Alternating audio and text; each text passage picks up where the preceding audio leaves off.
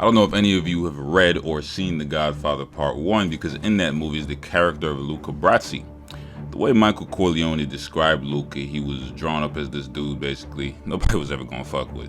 Well, anyway, like 15 minutes into the movie, Mr. Luca was offed by Salazzo and some of the other goons. Basically, he just got dispatched and he just looked straight trash bags. And I was just thinking, when I watched that, I was like, overhyped. And that's what I thought would happen with Mr. Luka Doncic, Thought it was going to be good, but not as great as everyone was hyping him up to be. But oh, how happy I am that he has proven me wrong. Now, before we get started, understand this will not be a dick riding session for Mr. Luka, because there are some major holes in this game that, if not corrected, will become Achilles' heels. Everybody has those in their early years. But without much further ado, cue that intro.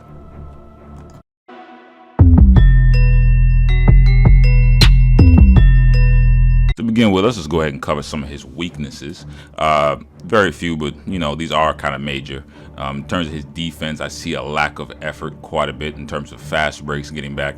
Now, you could write this off as just regular season basketball. It's just hard to get back on defense during the course of the year's 82 games. But he does need to get back, because there are a lot of instances where he could have easily stopped go-ahead buckets and things like easy buckets in transition if he just ran a little bit harder back. Things like closing out, stuff like that.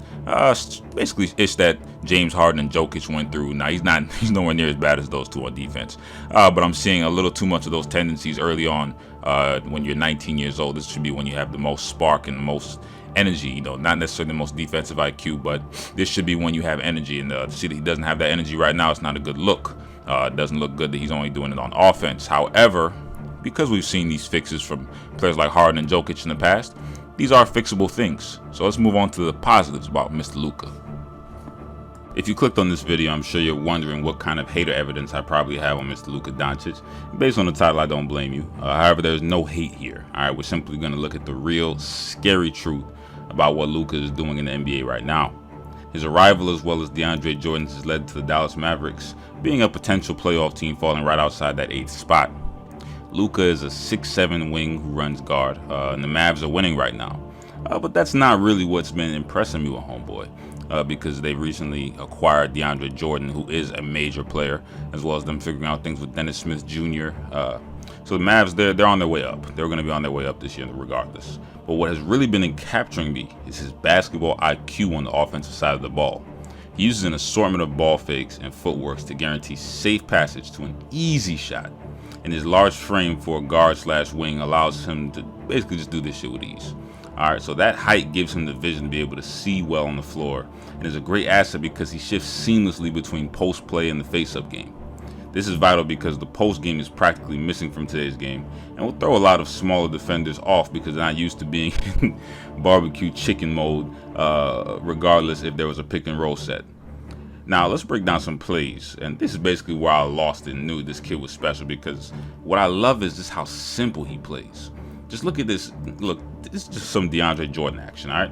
It's not the difficulty of the pass. It's the amount of time it takes for him to see the double team coming. All right, so he knew Ayton would be coming up after Deandre faked and slipped the screen, rolling to the rim for an easy dunk. Highest percentage shot in all of basketball, all without breaking a sweat.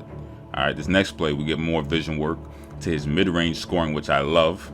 He recognizes that there's a great but small defender on him in Avery Bradley, so he minimizes his dribbling and works to an open area of the paint.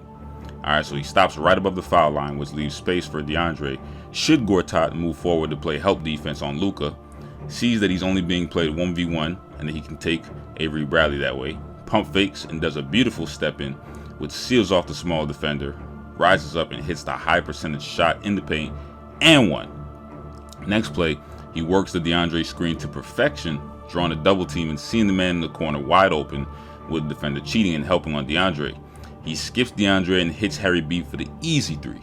Alright, last play for everybody out there. This is his step backs in general. I'm not highlighting this one in particular, but just his step back as in general. Alright, as a hooper, this was my favorite move to create separation, because if done properly, the defender, he has no chance. Alright, no chance. And Mr. Luka Doncic has taken that lesson from NBA greats such as Wade, Ginobili, Harden, Curry.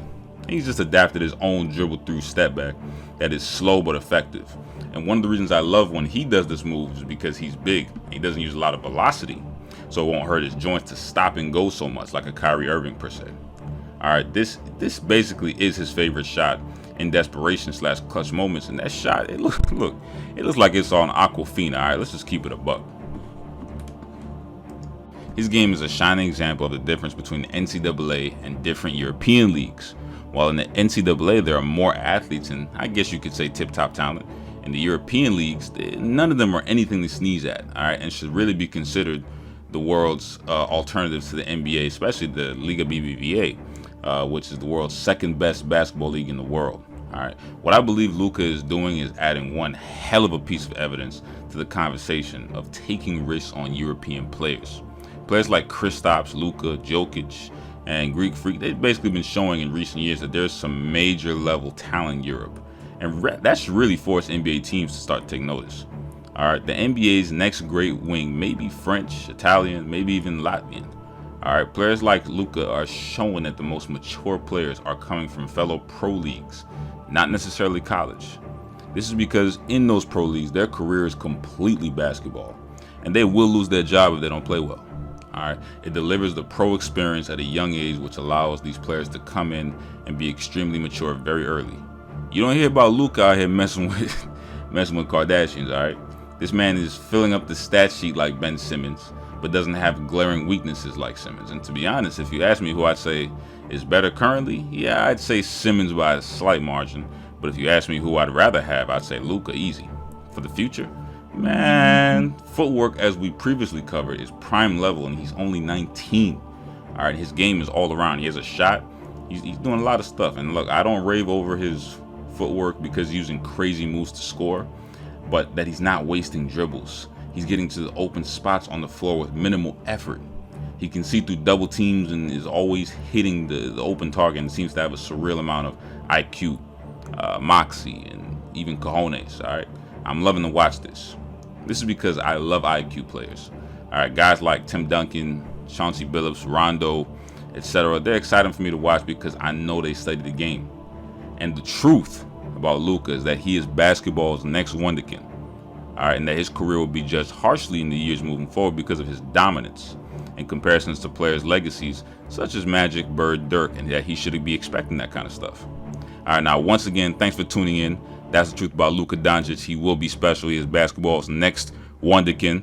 I am back, and I will be dropping more videos sooner rather than later. Definitely be on the lookout for another project.